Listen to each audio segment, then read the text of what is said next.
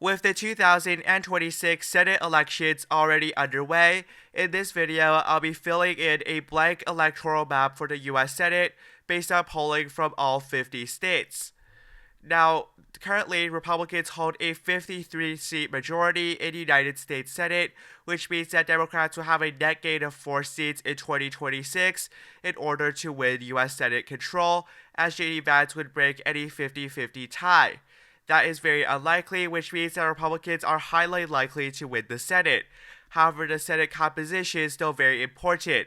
If Republicans are actually able to win 54, 55 seats or something like that, Republicans could have Senate control for the next decade or two, if not longer. So in this video, we'll fill in this map.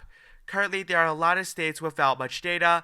Oregon, Illinois, Delaware, New Jersey, Rhode Island, Massachusetts are the states without data on the Democratic side that are obviously going to go for the Democratic Party.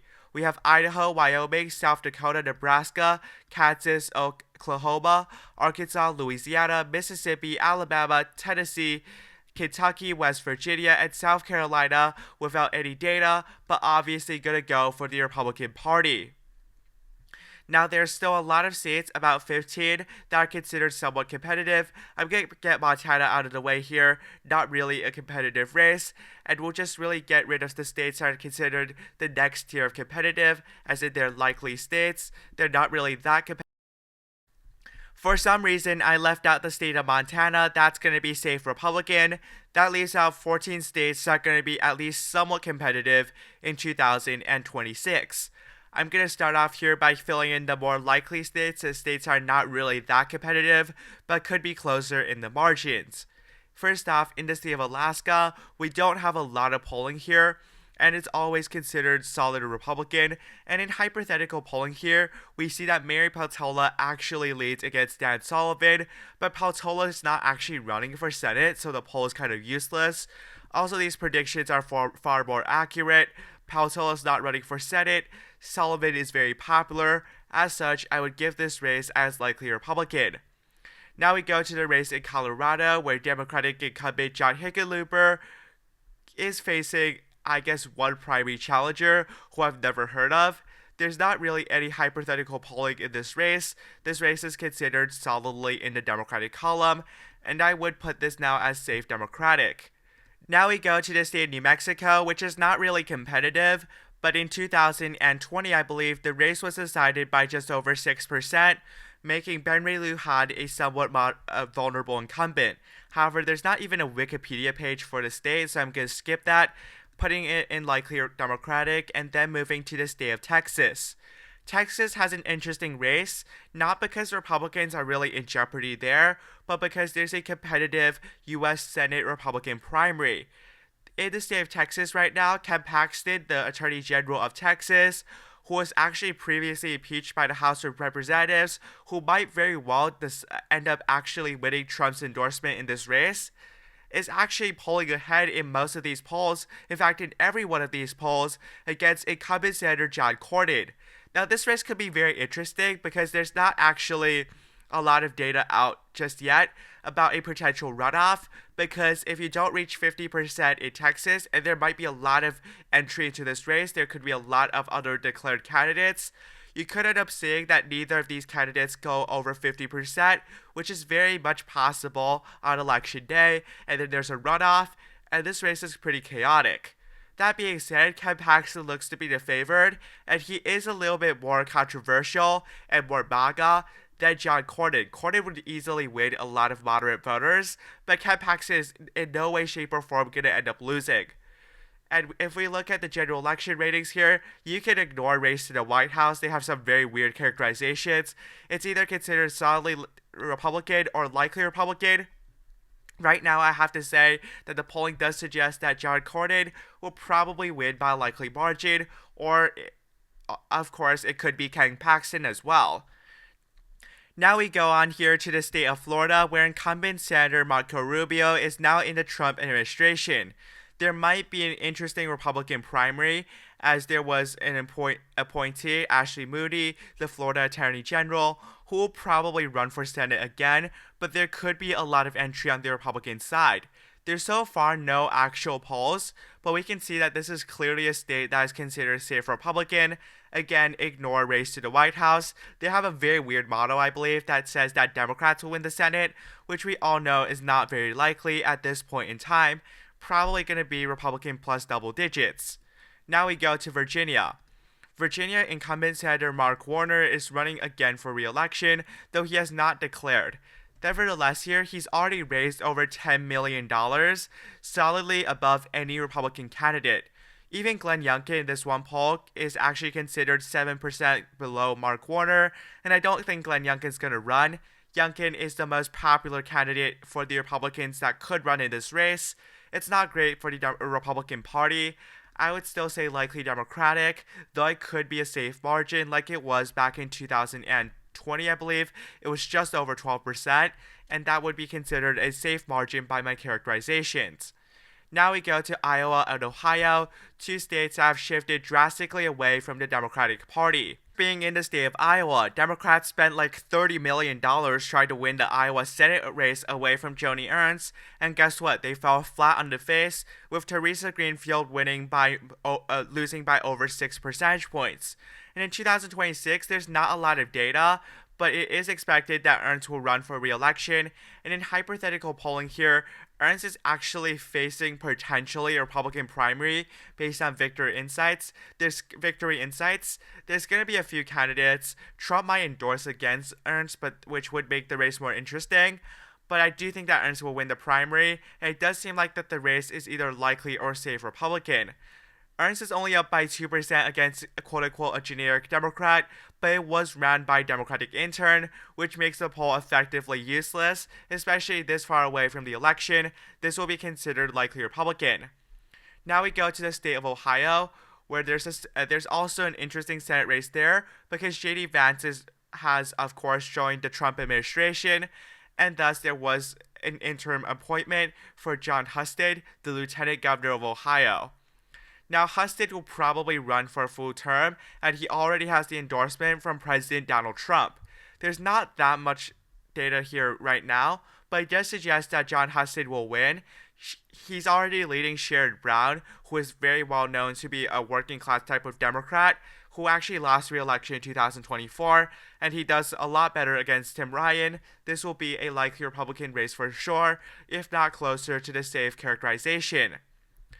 Now we go to the state of New Hampshire, which is the last race that is not considered in the ultra-competitive range. Incumbent Senator, who was it? I believe it was, Jeanne Shaheen, is not actually running for re-election. If she was, she probably would cruise to victory, but right now it looks like that Chris Pappas would end up becoming the Democratic nominee. He is already a U.S. House of Representatives member from the state of New Hampshire, which sets him up well for a Democratic primary. This race would definitely be a battleground, but it is considered leaning Democratic, according to these insights. That being said, Jeanne Shaheen is not running for re-election, and if you look at this, Chris Pappas does lose by 9% against Chris Sununu. That being said, Sununu has already declined from running in the Senate race, which would have made the race probably a flip. Now it's probably going to hold to the Democratic Party, but I'm going to say by a tight margin, just because the polls don't look too good for the Democratic Party, although the models do. Now we go to the state of Minnesota, where there's another incumbent Democrat that is retiring. And this race would have been probably less competitive if it wasn't for this retirement. Right now on the Democratic side, it's unclear who's going to be the Democratic nominee. The two frontrunners are Angie Craig, a U.S. House of Representatives member, and Peggy Flanagan, the Lieutenant Governor. There's already been tons of endorsements, and this race will become very interesting. In the one poll that was conducted, Peggy Flanagan, the Democratic Lieutenant Governor of the state, leads with 52% of the vote, albeit one poll by an intern is effectively useless. The Republicans, it's not clear who they're going to nominate, but according to the general election kind of predictions here, it's looking like it's probably considered a lean Democratic characterization. Battleground doesn't mean much, but there's no polls yet, so I'm going to go with the lean Democratic here. Now we go to the four races that are considered probably the most competitive. Minnesota and New Hampshire are also very competitive races. Republicans could win these, but now these are probably the most competitive and closely watched races of the 2026 Senate election cycle. And Republicans are already at 51. They could be technically at 57 seats if they clean sweep the toss-up races in New Hampshire and Minnesota. But even in a worst-case scenario, even if they lose all these races, they're still going to win the U.S. Senate. We start off here with the state of Maine, where Susan Collins is again in a fight for her life after winning in, I believe, 2014 by a really large margin. In 2008 also, Susan Collins won with over 61% of the vote. In 2014 with over 68% of the vote. It was competitive back in 2020, and now in 2026, she is more vulnerable due to political kind of uncertainty and also polarization. Susan Collins has raised over $3 million, which is really impressive for a really small state like the state of Maine. Of course, there's a lot of super PAC money. It's unclear who the Democratic candidates are going to run. Jared Golden, which would have been probably Democrats' best candidate, is someone who has declined to run in this race. Even then, I don't think it matters. It looks like this is a lean Republican characterization. There's ranked choice voting, which makes the race more complicated. But I would have to say that Susan Collins is the favored based on these models, leading Republican, which is consistent with my own characterization. Now we go to the next race on this list here. I'm just going to go with the state of Michigan, where incumbent Senator Gary Peters is not running for re-election. Now the races would definitely be very interesting, and there's already a ton of candidates that have declared or publicly expressed interest on the Democratic and the Republican sides. On the Democratic side here, there's a few candidates. Abdul El-Sayed looks like someone who's more progressive, has the endorsement for Bernie Sanders. Malloy McCrow, another Democrat, has the endorsement of a few state representatives. Haley Stevens, which a lot of people I think know the best out of all these candidates, is of course a U.S. representative. Now there's of course a lot of uncertainty in this race. If Gretchen Whitmer ends up running, I think Whitmer will easily win the primary, but I don't think that's likely as of right now. Haley Stevens is narrowly the favored, but if you look at this, Haley Stevens has the moderate vote. Abdul El-Sayed probably has the progressive vote, and Mallory McCrow probably has like the establishmentarian vote. So it's going to be really complicated in this race. If you look at the Republican primary here, it's not as complicated. There's only 3 candidates that have actually declared, and these 2 people, I have no idea who they are. Mike Rogers will probably win the Republican primary. He cruised to victory in the GOP primary 2024 before losing by a hair in 2026 against a 2024 general election against Elisa Slotkin. Rogers is probably going to win in this race here on the Republican primary. It's unclear who the Republican or Democratic nominee would end up being. Rogers will probably be the Republican, of course. Abdul El-Sayed, the more progressive candidate, very likely to lose. Malloy McCrow, I would say that she probably ends up losing. Haley Stevens probably narrowly favored.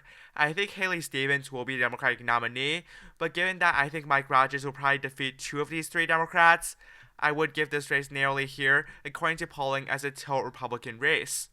Now we go to the state of North Carolina.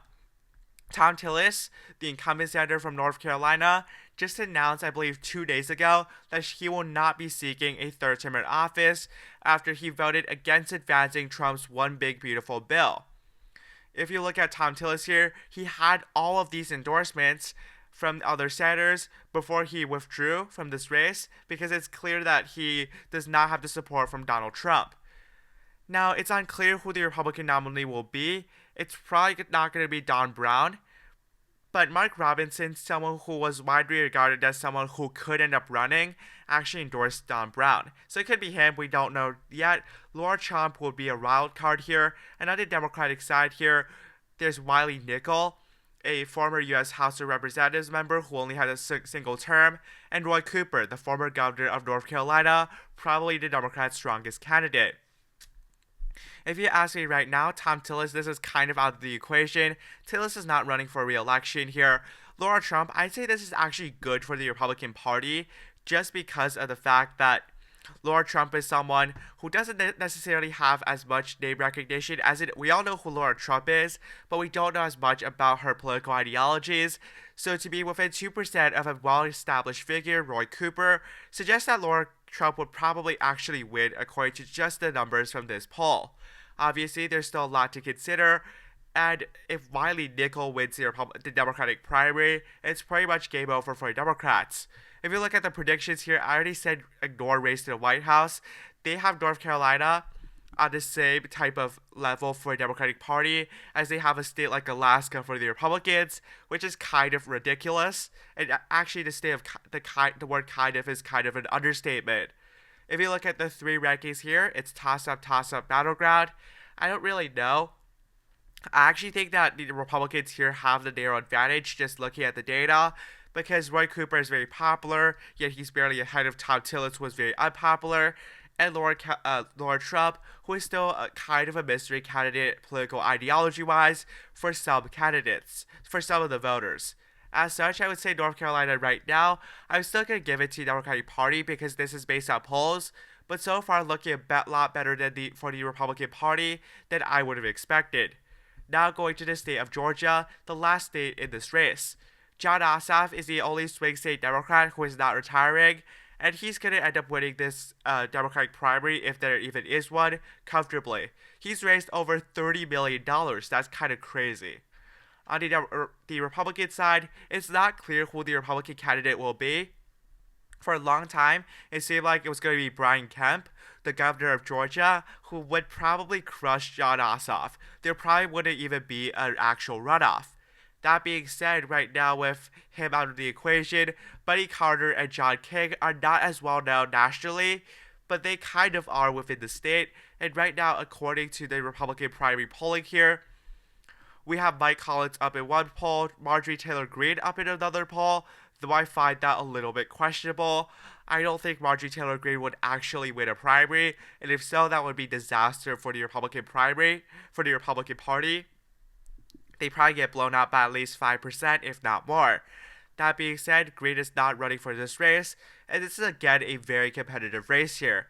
If you look at the predictions, again ignores race to the White House with sometimes their ludicrous predictions. We have Inside Elections, Cook Political Report, and Sebastian's Crystal Ball, all suggesting that this is a toss-up race. And again, this really is. Buddy Carter and John King are both narrowly behind. Actually, a bit more than narrowly if you look at some of these polls here. Brad Raffensperger does a bit better, and Brian Kemp does a lot better. But these two candidates are out of the race, and so is Marjorie Taylor Greene. Mike Collins could actually run, but so far he hasn't declared yet, so there's not much to look at there. Now, both of these candidates, again, their name ID is not as high, and Jon Ossoff is not at 50%, which means that there would be a runoff if these results were to occur on Election Day.